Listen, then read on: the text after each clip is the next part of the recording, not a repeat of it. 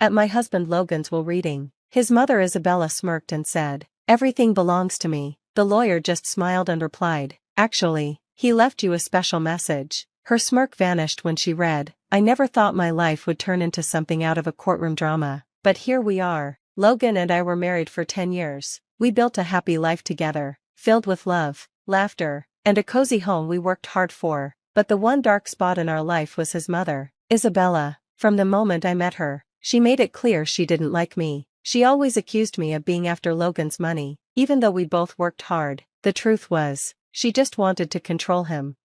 Isabella was a controlling, cruel woman who treated Logan like a child who needed her approval for everything. He spent years trying to earn her love, but she only showed kindness when he obeyed her. Marrying me felt like betrayal to her. Despite everything, Logan still loved his mother and kept trying to make her happy. I never stood in their way, but I was always the one comforting him when her words hurt him.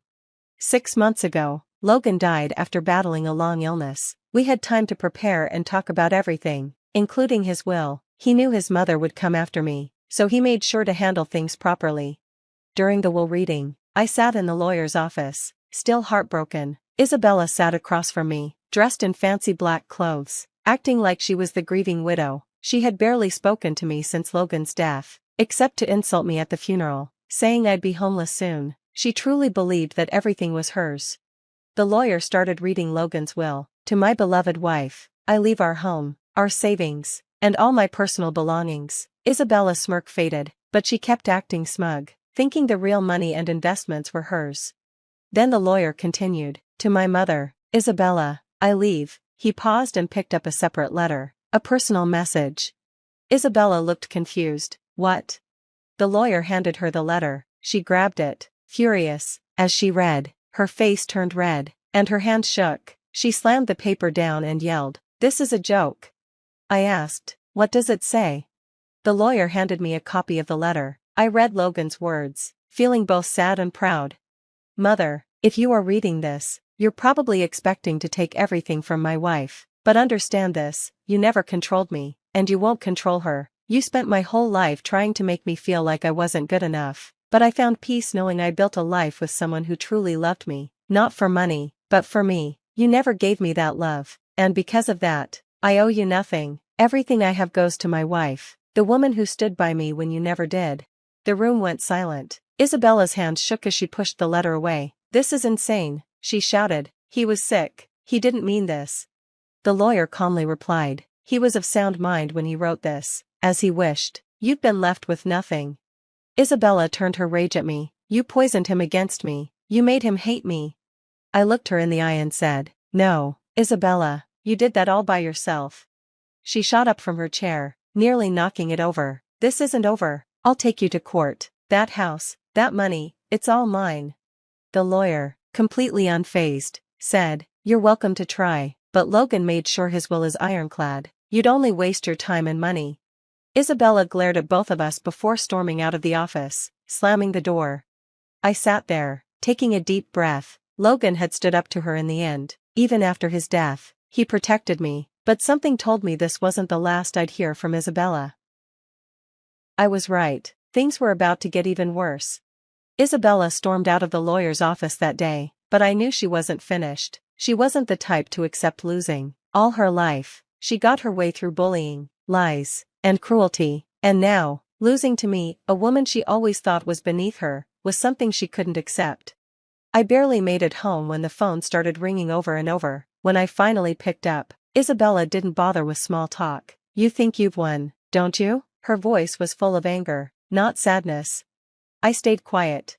She laughed bitterly. "You have no idea who you're dealing with. That house, that money, it should have been mine. You were nothing before you married my son, and you'll be nothing again soon." I swallowed hard, trying to keep my voice steady. "Logan made his choice. You need to accept it." She scoffed. "We'll see about that." Then she hung up. I tried telling myself she was just angry and trying to scare me, but the way she said it made me feel sick. The first attack. A couple of weeks went by. It was quiet, too quiet. Then one morning, I woke up to an eviction notice stuck to my front door. My heart dropped. The notice claimed that the house, our house, wasn't legally mine. It said the house somehow still belonged to Isabella, but that didn't make sense. The lawyer had promised me the will was solid. Logan made sure I was protected. I called the lawyer right away. He was calm but serious. "She's trying to fight the will," he said. "She's claiming your marriage was fake, that you took advantage of Logan when he was sick. She's saying the house should go to his closest blood relative." I felt sick. "She can't actually do this, right?" "She can try," he replied, "but she doesn't have a real case. She's just throwing out lies, but that doesn't mean it won't be a battle." And it was. Isabella dragged me to court, making wild accusations about how I tricked Logan, how I took advantage of him when he was sick, and how I kept him away from his loving family. It was a nightmare. She lied and put on a fake show of being a heartbroken, caring mother who was shut out of her son's life. I sat there, my fists clenched so hard my nails left marks in my skin. I wanted to scream and tell everyone the truth, that Isabella never cared about Logan, only about controlling him, but I kept quiet and let my lawyer do his job. In the end, the judge saw through her lies. The case was thrown out. I thought it was over. It wasn't. The escalation. A few days later, I came home late one evening to find my front door slightly open, my stomach twisted with fear. I knew I had locked it when I left. I pushed the door open slowly, my hands shaking. The house was dark and way too quiet. When I stepped inside, my heart was pounding so hard I could barely breathe. And then I saw it. My living room was destroyed, furniture was flipped over, pictures were smashed, and papers were thrown everywhere. Someone had been there. I backed out of the house, my fingers trembling as I called 911. The police came quickly. They searched the house, but whoever did this was already gone. Nothing was stolen, just destroyed. It wasn't a robbery. It was a warning. I knew who was behind this. The police couldn't do much since there were no signs of forced entry. "Do you have any idea who did this?" they asked. I stared at them, my hands still shaking. Yes, but I had no proof. And Isabella wasn't done. The breaking point. The next few weeks were a nightmare. Strange cars parked outside my house at weird hours. My trash cans were knocked over at night. Dead flowers were left on my doorstep. I barely slept. It felt like I was being hunted. One evening, I heard a knock at my door. I checked the peephole. It was Isabella. I almost didn't open it, but I was tired of being scared. I opened the door. She smiled, but it was a cold, mocking smile. "Enjoying the house?" she asked. I didn't answer. Her smile grew. "I'm not going to stop. You think you've won, but this isn't over. You took my son from me, and I'm going to take everything from you." Something snapped in me. I was done living in fear. I stepped forward and met her gaze. "Listen, Isabella, you already lost. Logan saw what you truly were. No matter what you do, you will never win. This house? It's mine. My life? It's mine. And you have nothing. You did this to yourself." For a moment, I saw fear in her eyes, but then she sneered. "We'll see about that." She turned and walked away. I knew it wasn't over, and I was right.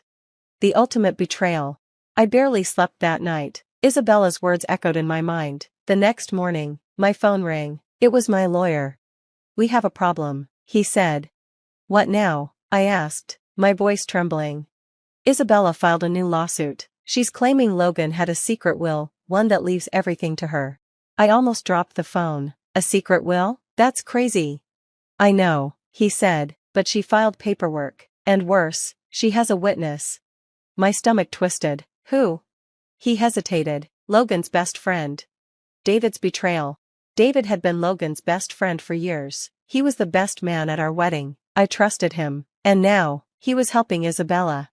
I called him right away. He answered, sounding too calm. "Hey. Tell me this isn't true," I said, my voice shaking. "Tell me you're not helping her." He sighed. "Look, I didn't want to get involved, but Isabella said Logan changed his mind before he died. She said he didn't want you to have everything."